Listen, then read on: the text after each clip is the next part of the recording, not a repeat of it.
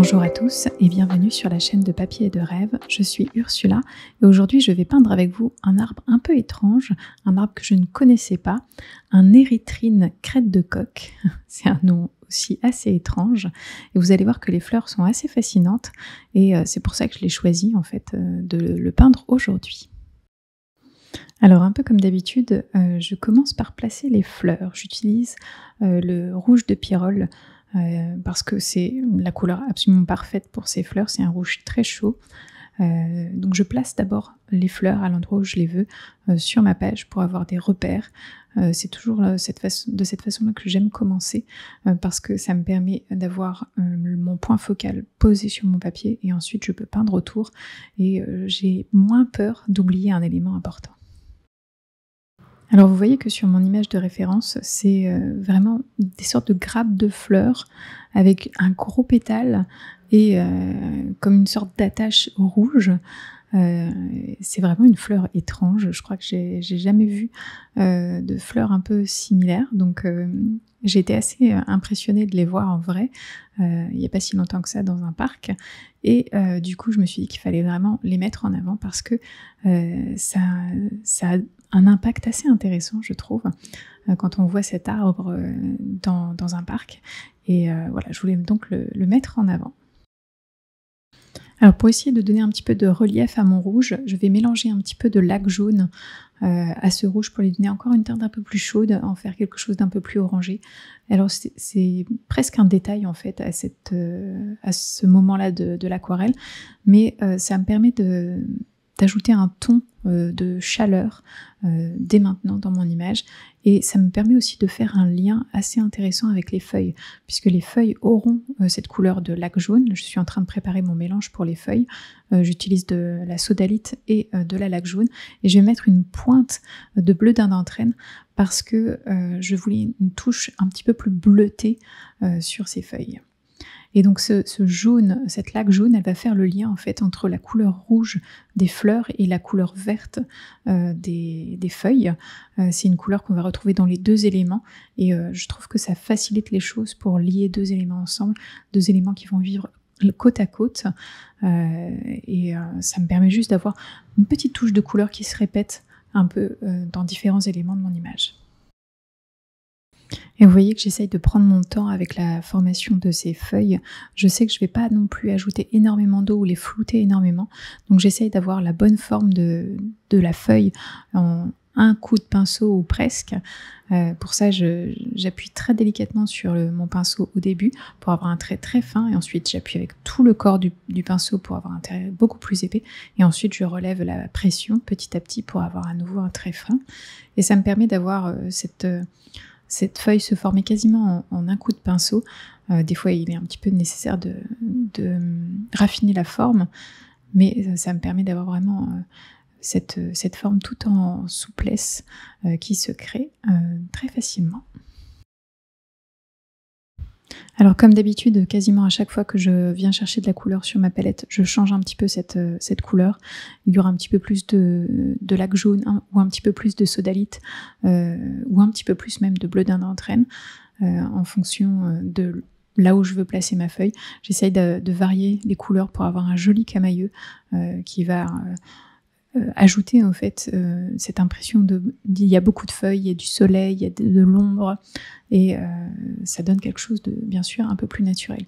Et vous voyez aussi que comme le rouge que j'ai posé est tout frais, il vient se fondre dans la couleur des feuilles petit à petit, et ça donne à nouveau des nouvelles couleurs en fait qui se créent, qui se mélangent les unes aux autres à ce moment-là, et ça ajoute de la couleur en fait au camailleux.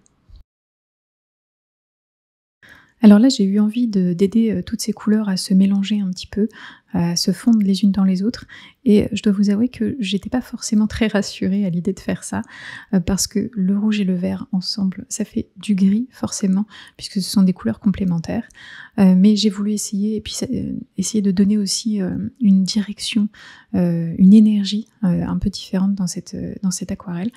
Et donc du coup j'ai soulevé ma feuille et j'ai laissé couler l'eau, j'ai rajouté de l'eau, j'ai essayé de faire en sorte que les couleurs bougent en fait sur le papier. Et je dois dire que le résultat en reposant la feuille est le résultat escompté. Mais ça ne se passe pas tout le temps comme ça, malheureusement. Ici, ça a bien marché. Et du coup, tout de suite, je vais rajouter encore un petit peu de rouge à certains endroits. D'abord, pour occuper l'espace dans les zones mouillées, parce que si je ne rajoute pas de couleur, je vais avoir cette laque jaune et la sodalite qui vont occuper la place du rouge, et le fait de rajouter un peu plus de pigment à ces endroits-là, ça va occuper l'espace et ça va faire en sorte que la laque jaune et la sodalite restent un tout petit peu plus dans leur zone.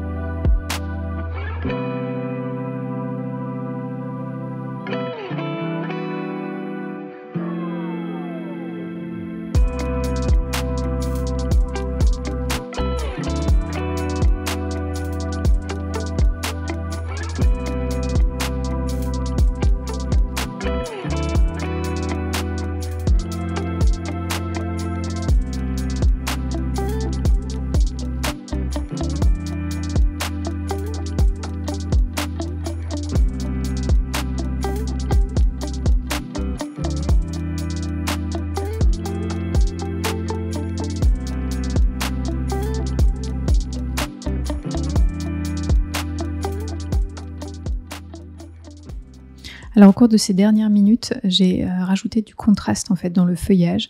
J'ai ajouté plus de couleurs un peu plus sombres, un peu plus denses en pigment, avec principalement cette sodalite qui est une couleur bien sombre et qui prend bien sa place. Et je vais faire aussi la même chose avec la couleur rouge que j'ai utilisée, le rouge de pyrrole. Je vais mélanger ce rouge de pyrrole avec une pointe de sodalite pour avoir un ton un tout petit peu plus bordeaux, un rouge foncé en fait. C'est deux couleurs qui fonctionnent plutôt bien. J'étais assez impressionnée de les voir ensemble ça marche vraiment bien. Ça me permet d'ajouter de l'ombre en fait dans ces fleurs et d'essayer de donner un petit peu de la profondeur à mes fleurs. Alors maintenant que j'ai mes feuilles réalisées, mes fleurs réalisées, il manque un petit élément qui va lier tout ça. Ce sont les tiges de cet arbre. Alors pareil, je vais utiliser le mélange de sodalite et de rouge de pyrrole. Cette fois-ci, je vais mettre un petit peu plus de sodalite pour qu'on soit encore un petit peu plus du côté marron. Et je vais utiliser mon pinceau tout fin, ce pinceau en forme de dague qui me permet de faire des traces vraiment très très fines. Et ça va me permettre de créer un peu tout ce réseau de tiges qui va lier un peu tous les éléments ensemble. Je vais essayer de faire en sorte de lier les feuilles aux fleurs et les fleurs entre elles. Et d'ailleurs, cet arbre a une particularité, je trouve, pour l'avoir vu en vrai. On dirait qu'il ressemble un peu à un hérisson quand il n'y a pas trop de feuilles, donc au printemps.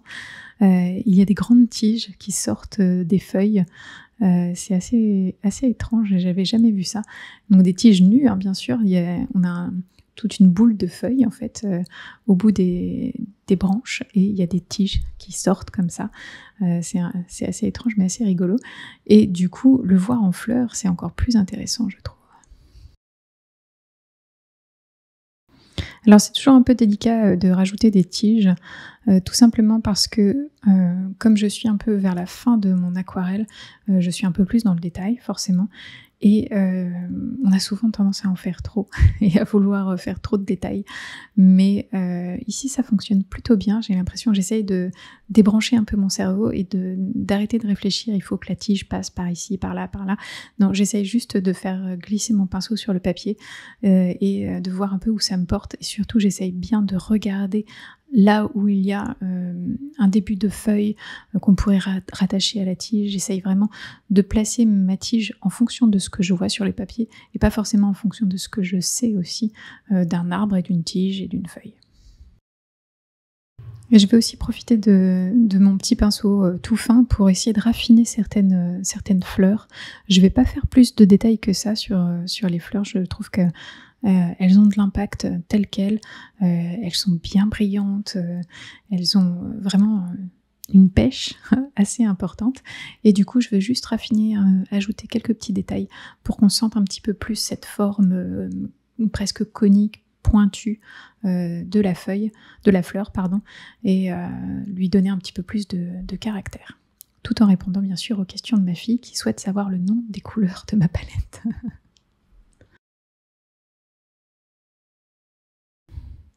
Et avec ces derniers petits détails, c'est la fin de mon aquarelle et la fin de cette vidéo.